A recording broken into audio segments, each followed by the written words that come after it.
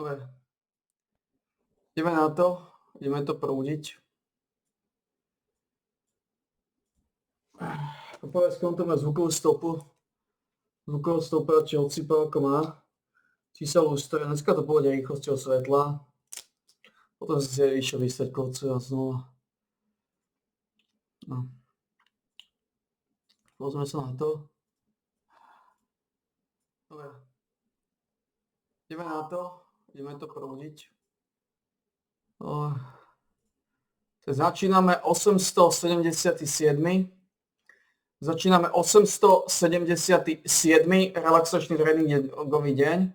877. Ešte raz, je to 877? Ja. Začíname 877. relaxačný tréningový deň. Je 14.4. Je 14.4.2026. Je útorok, tady začíname, takže sú zibožlty. 15, 14, 14, 13, 13, 12, 12, 11, 11. Predné, zadné, zadné, predné, predné, zadné, zadné, predné a predné, zadné. 15, 15, 14, 14, 13, 13, 12, 12, 11, 11, 5 sérií. Predné, zadné, zadné, predné, predné, zadné, zadné, predné, predné, zadné. Ideme na prvú sériu. Prvých 15, predné, zadné.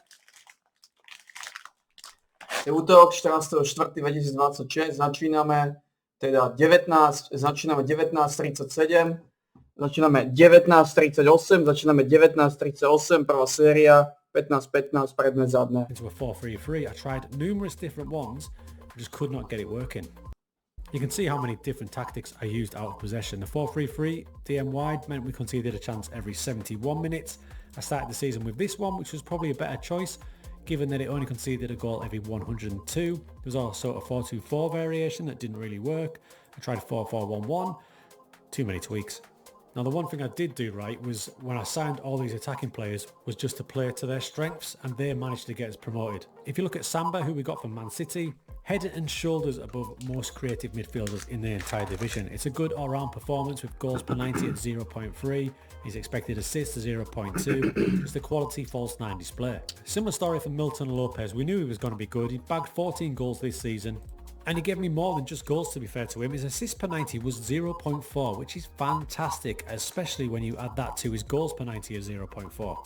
The third striker, Bernard, again, overall performance, fantastic. So those three have got to be in the team next season. It's just about the tactic we get around them. Defensively, we've got a good one in Stefan Negru. Now, he came from Bromley in League One in England. And as far as defending goes, look at that. He outshone everyone in nearly every department. The only one he wasn't outshining anyone was clearances, but his tackle win ratio was amazing. In terms of headers, he was the top guy in the entire league. So what we've got here is 3 or 4 fantastic players that I'm convinced will be able to do the job in the step up. I just, again, I need to get the right tactic around them. Because I've got the squad now, which is full of technical prowess. Obviously, we're going to need a few better players when we get to the top division. And the only goal is to survive. And it's a good job we got promoted because teams are already sniffing around some of our best players that we plucked from Senegal. We've got Aberdeen, Falkirk, Hibernian, Motherwell and St Mirren all looking at Moussa Diouf, who did score 11 times in 33 matches from midfield. I've also been taking a look at physical attributes of my team because I've just never looked. Now, when I tell you this is a centre-back's physical column, you'll see the sort of problems we might be having because we're not looking at physicals at all. We're probably really lacking in that department. So that might be something to bear in mind as we look to recruit. We might need to have a little look at physicals as well as the technical attributes. But the board at the minute have only gave me a little under 60,000 to spend. That's peanuts. It looks like I'm going to have to rely on database and scout recommendations to find me some players. And as you can see, they're looking far and wide.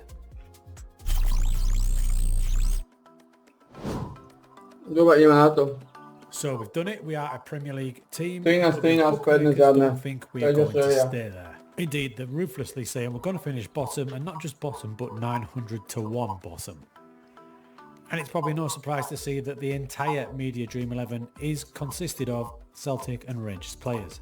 So with us being rank outsiders to even survive, recruitment was going to be key. That's why I got some new scouts in to help broaden the scouting range. New chief scout Jakub from Poland had a massive scouting knowledge of loads of places around Europe, Georgia, Poland, Switzerland, even a little hint of South America in Chile and Peru. And we doubled down by getting another scout with great knowledge in Dorian de Veer. Belgium, France, Germany, Netherlands, but also great knowledge of Ivory Coast and Senegal, 2 places where we look already. The problem was the recruitment budget, because they gave us next to nothing to spend.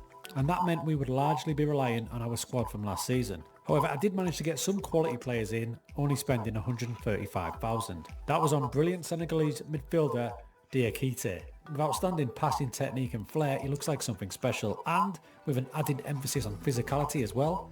What's not to love? That was the scout pickup, but as for data pickups, we had Dylan Monroe from Crusaders. This is Dylan coming in from the Irish leagues. Check out that first touch, that passing, that technique. So last season in Ireland he bagged 16 goals and 7 assists because he's a bit of a drop-off striker, and as you can see by his all-round performance, he should be the perfect fit for us. Next in was Charlie McCann, central midfielder from the leagues in England. Barrow, to be precise, 46 appearances last season. Trained in the Manchester United Academy, he's got good technique, first touch, flair and passing. With a pass completion rate of 92% and a key passes of 2.1 per match, he's going to be a reliable backup.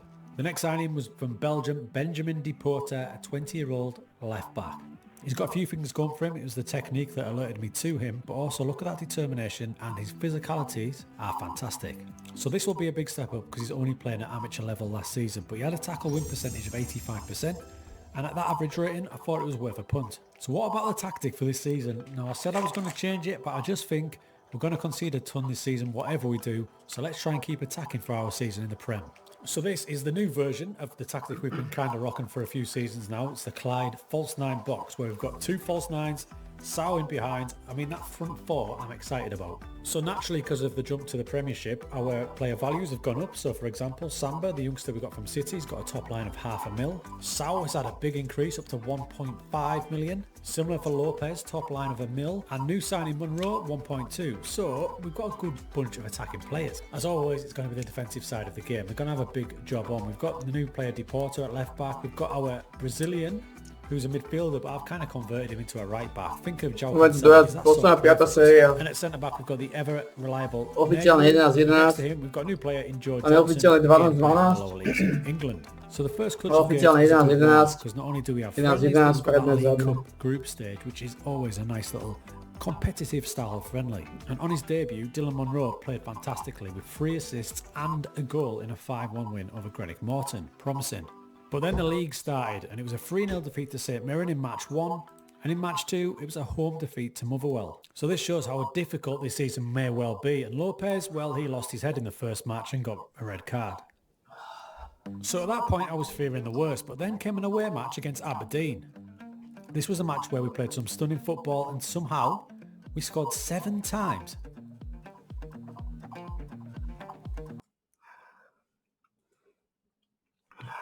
Ale je to zaujímavý. Ja, čas bude OK.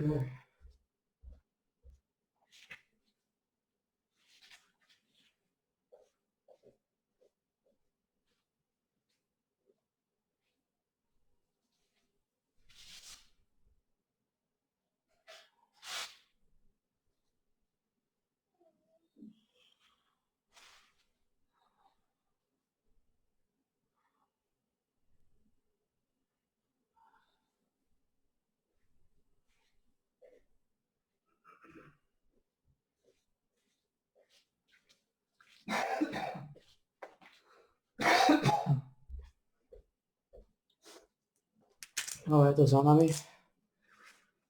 Zakapelujeme si to.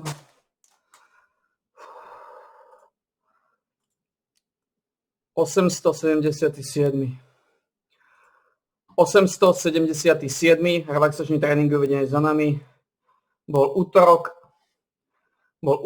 14.4.2026. Skončili sme 19.45. 19.45, čo máme rovnaký čas. Segment trval 9 minút a 35 sekúnd. 9.35.